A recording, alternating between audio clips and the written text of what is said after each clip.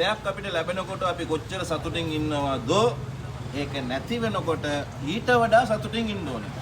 அப்படின்னா எங்களுக்கு கொண்டு கிடைக்கக்குள்ள நாங்கள் எவ்வளோ சந்தோஷமா இருக்கிறோமோ அது இல்லாமல் போகல அதை விட சந்தோஷமா இருக்கிறோம்.